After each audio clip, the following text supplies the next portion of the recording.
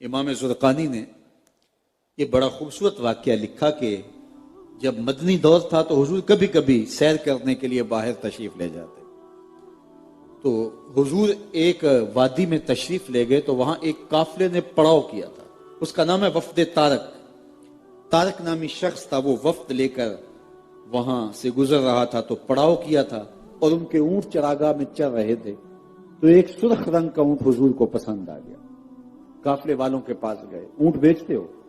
انہوں نے بیچنا تھا، یہ نہیں، حضور نے پوچھا تو بے سختہ کہہ دیا ہاں بیچتے ہیں، کتنے کا؟ اتنے کا، سودا طے ہو گیا۔ فرمایا تاجرانہ غرض سے تو آیا نہیں، میں تو سیر کرتا ہوا باہر نکلا اور تمہارا اونٹ اچانک پسند آ گیا، تو اگر تم مجھے اونٹ دے دو تو میں اپنے شہر جا کے اس کی قیمتوں میں بیچ دیتا ہوں۔ انہوں نے کہا میں قبول ہے۔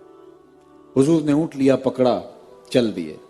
جب تک حضور نظر آتے رہے وہ کھڑے حضور کو دیکھتے رہے، جب نظروں سے اوجھل ہو گئے تو دل پہ ہاتھ رکھ کے کھڑے ہو گئے۔ تھوڑی دیر کے بعد سکتے سے باہر آئے تو ایک دوسرے سے پوچھنے لگے یار تم میں سے اسے کوئی جانتا ہے؟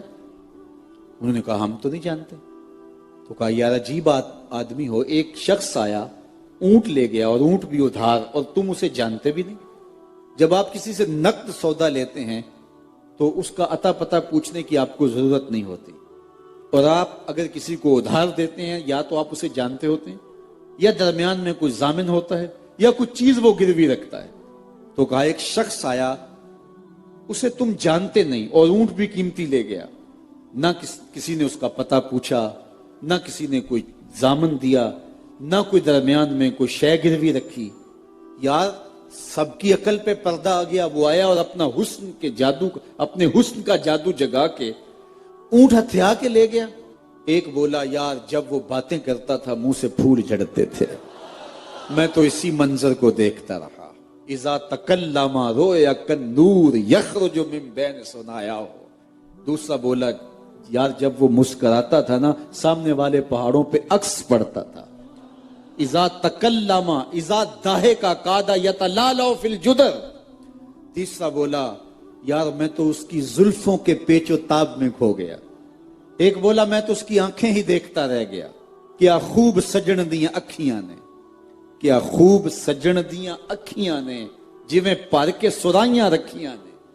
تو اجے میرا یار نہیں ڈٹھا جنوں ویکھ کے چند شرم آوے، ادھی راتی دن چڑھ جاوے جیو رخ تو نقاب اٹھاوے، تے جیو نکلے سیر کرن نو سارا گلشن سیس نواوے اتے دھرتی لف لف جاوے، جے ہاتھ پھلاں وچ رکھدا ہاتھ پھلاں تو ود جاوے، توبہ توبہ حسن سجن دا چال نہ چلی جاوے، بجلی ڈردی لشک نہ مارے متا بے ادبی ہو جاوے، جے او کھولے پیچ زلف دے اتے راہی راہ پل جاوے، علم خدا نے اینا دتا عقلاں وچ نہ آوے، عقل خدا نے اینی دتی علماں وچ نہ آوے، کی اعجاز نظر وچ او دی جو آوے وک جاوے، خلق او دے نے مول ہی دنیا کوئی ودلائی جان بچاوے، آزم ایڈا سونا ماہی سانو کدرے نظر نہ آوے۔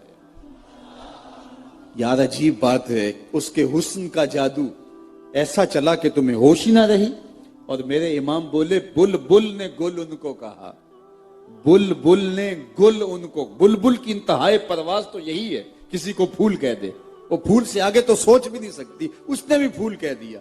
بلبل نے گل ان کو کہا، کمری نے سروے جاں فضا، حیرت نے جھنجھلا کر کہا یہ بھی نہیں وہ بھی نہیں، خورشید تھا کس زور پر کیا بھڑ کے چمکا تھا کمر، بے پردہ جب وہ رخ ہوا یہ بھی نہیں وہ بھی نہیں۔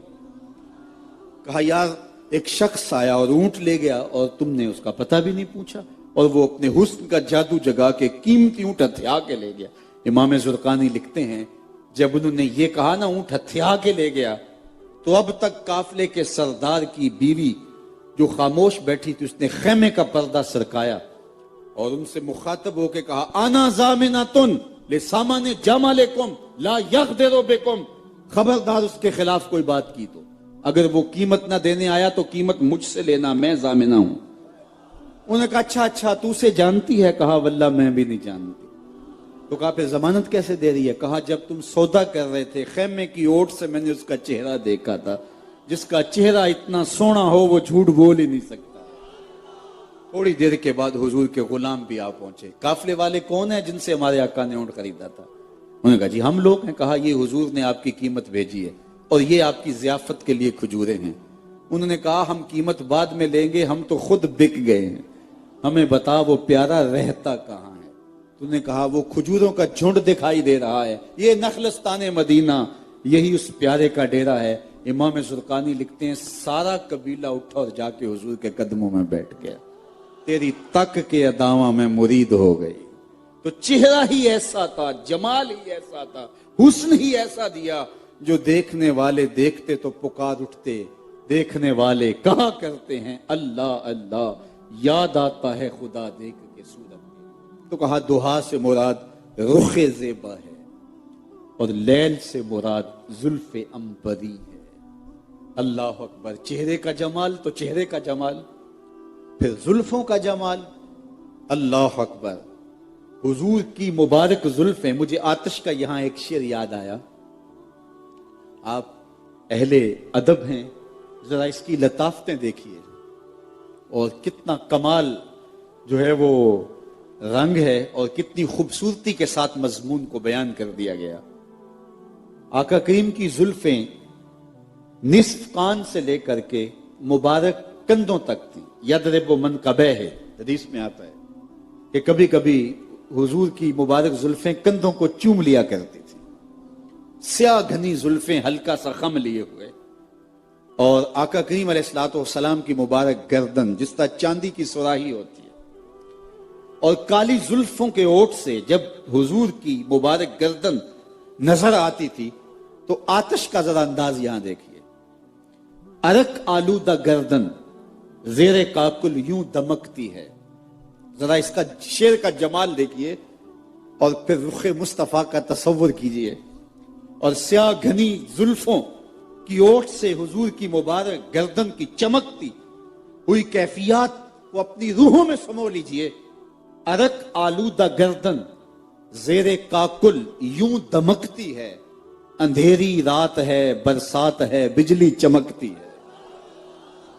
अरक आलूदा गर्दन जेरे काकुल यूं दमकती है, अंधेरी रात है, बरसात है, बिजली चमकती। तो हुजूर की खमदार जुल्फें, अल्लाह अकबर। अच्छा, मैं यहां यह भी कहना चाहूंगा कि शायर का जी तो चाहता है कि जुल्फों को शब कहा जाए, और शायर महबूब की जुल्फों को शब और चेहरे को चिराग कहते आए हैं। हाफिज शिराजी का एक शेर है, बफरोग चेहराए जुल्फत रहे दिल जनद हमा शब, चे दलावरस दुजदे के बशब चिराग दारद।